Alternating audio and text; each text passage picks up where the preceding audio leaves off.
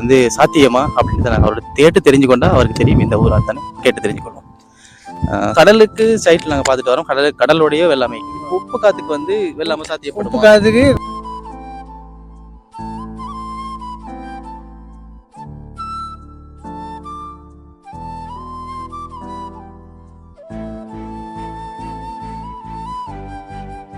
Okay மக்களே, வாங்க அப்படியே தொடர்ந்து போவோம். உங்களுக்கு காட்டுறேன் கடல் எப்படி வெள்ளாமை காட்ட போறேன். அப்படியே தண்ணியும் காட்டிட்டோம், அழகாகிது.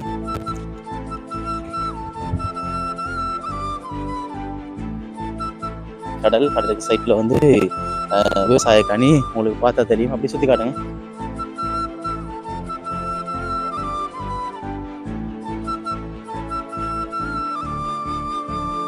$1500 அப்படின்னு நீங்க நினைக்கிறேன் என்ன? காட்டுங்க,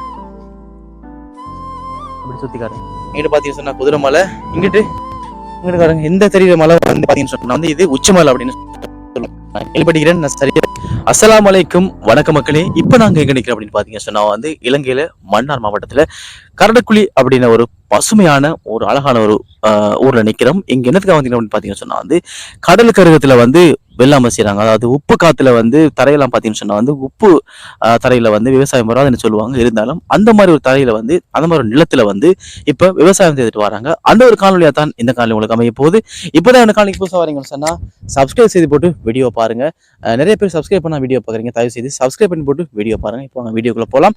அந்த விவசாய காணி கடலுக்கு பக்கத்திலேயே கடலோடையே இருக்குது அப்படின்னு சொன்னா நம்புவீங்களா? வாங்க இப்ப போய் உங்களுக்கு காட்ட போறேன். ஓகே மக்களே, வாங்க அப்படியே தொடர்ந்து போவோம். உங்களுக்கு காட்டுறேன் கடல் எப்படி எல்லாமே இது காட்ட போறேன். அப்படியே தண்ணியும் காட்டிட்டோம், அழகாகிது. ஓகே மக்களே, இந்த கடல் அதாவது கடலோடைய கடல் அப்படின்னு பக்கத்திலேயே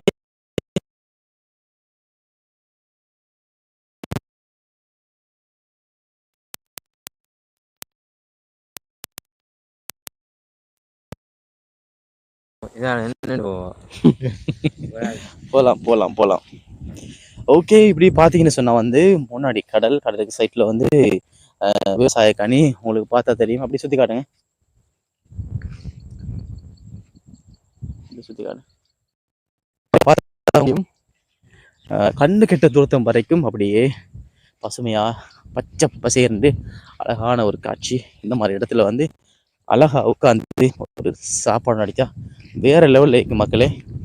இந்த உதாரணத்துக்கு எப்படின்னு சொன்னா வந்து வெளிநாட்டில் இருக்கிற உறவுகள் வந்து உங்களோட இந்த இலங்கை நாட்டை, அதாவது ஒரு இயற்கையான முறையில் வந்து ஒரு இடத்துல இப்படி ஒரு பசுமை நிறைந்த இடத்துல வந்து ஒரு அழகா ஆக்கி, அதாவது ஒரு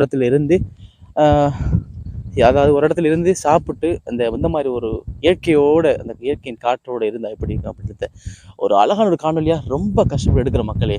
நிறைய பேர் பார்க்குறீங்க, அதாவது வீடியோ தள்ளிட்டு போறீங்க. நிறைய ஃபுல்லாக முழுமையாக பாருங்க. அப்போதான் எனக்கு ஒரு நல்ல ஒரு சப்போர்ட் ஆகிக்கும். சப்ஸ்கிரைப் பண்ணி போட்டு வீடியோ பாருங்க.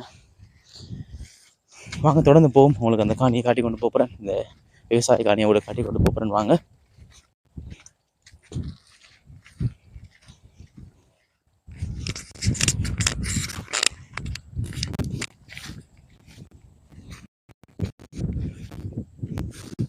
கவனம் பார்த்து வரணும்.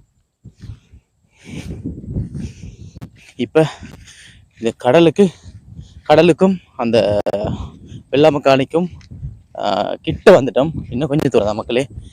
காணொலி தள்ளி விட்டுறாதீங்க. உங்களுக்கு பார்த்தா தெரியும், இந்த காணொலியில் உங்களுக்கு பார்த்தா தெரியும். கடல் உங்களுக்கு தெரியும்னு நினைக்கிறேன்.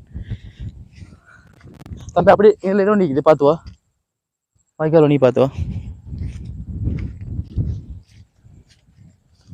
அப்படி கொஞ்சம் தூக்கி கடல் தெரியுதா மக்களே? பாருங்க, உங்களுக்கு பார்த்தா தெரியும், கடல் தெரியும். கிட்ட வந்து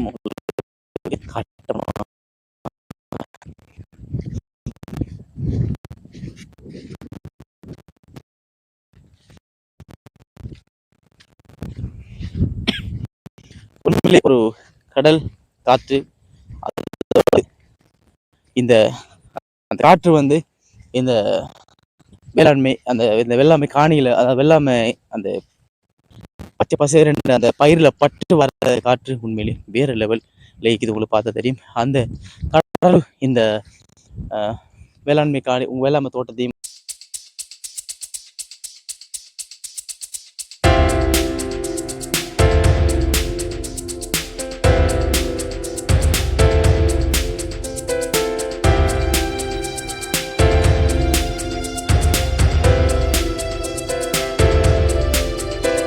நாங்கள் வந்துட்டோம், நெருங்கிட்டோம். சும்மா வேற லெவல் ஐதுண்ணா மக்களே. பார்த்தீங்கன்னு சொன்னா உங்களுக்கு தெரியும், சும்மா வேற லெவல் ஐது.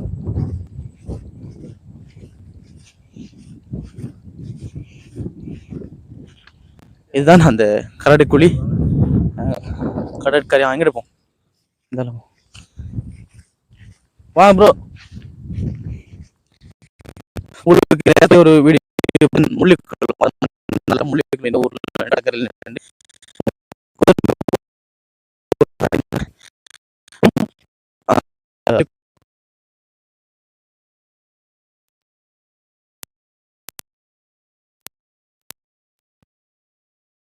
கிலோமீட்டர் தான்.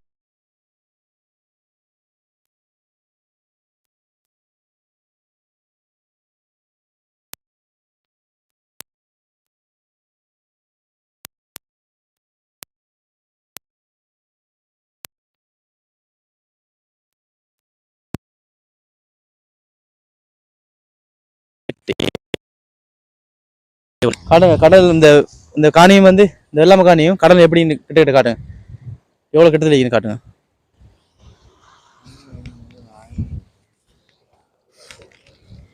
இல்லை உங்களுக்கு பார்த்தா தெரியும், இது கடல் பக்கத்துலேயே விவசாய காணி. வேற லெவல் வியூ ஒன்று உங்களுக்கு தெரியும்னு நினைக்கிறேன். தயவுசெய்து சப்ஸ்கிரைப் பண்ணி போட்டு வீடியோ பாருங்கள். அது என்ன மலை?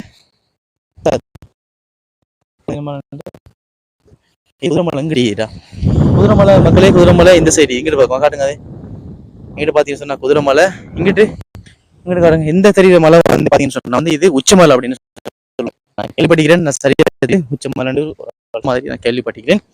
வாங்க அப்படி கடல் கிட்டையும் போய் உங்களுக்கு கடலையும் காட்டி கொடுக்குறேன்.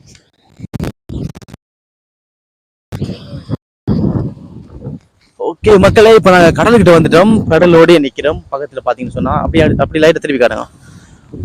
ரைட் அங்கிட்டு பார்த்தீங்கன்னு சொன்னா வந்து இந்த கடல் காற்றோட விவசாயம் எல்லாம் உப்பு காத்துக்கு சரி வராது அப்படின்னு சொல்லுவாங்க.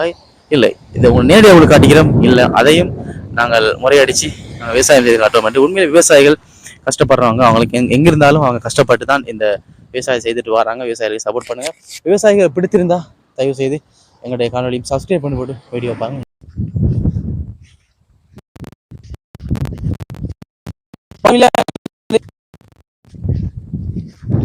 ஆடு மேய்ச்சல் தானே ஐயா? ஒண்ணு 2 தானே இல்லையா?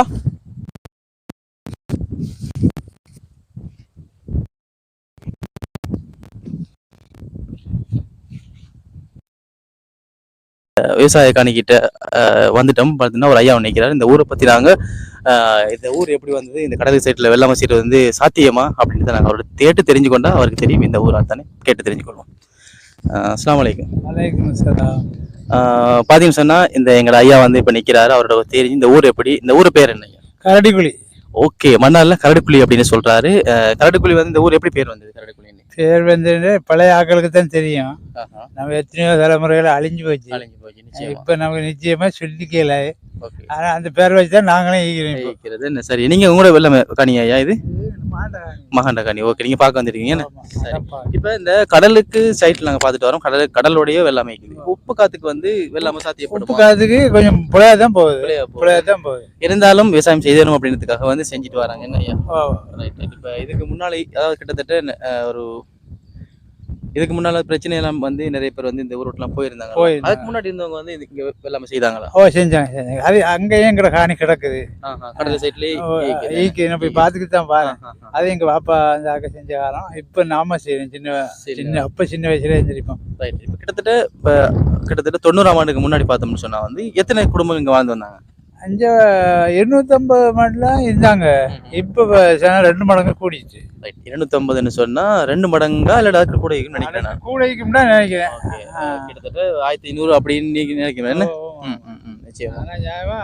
இறந்து மீக்கிறாங்க. நிறைய பேர் இருந்துட்டாங்க. என்ன நிச்சயமா. Okay right. இப்ப இந்த தகவல் தந்ததுக்கு மிக்க நன்றி ஐயா. எங்க நாங்க எங்க யூடியூப்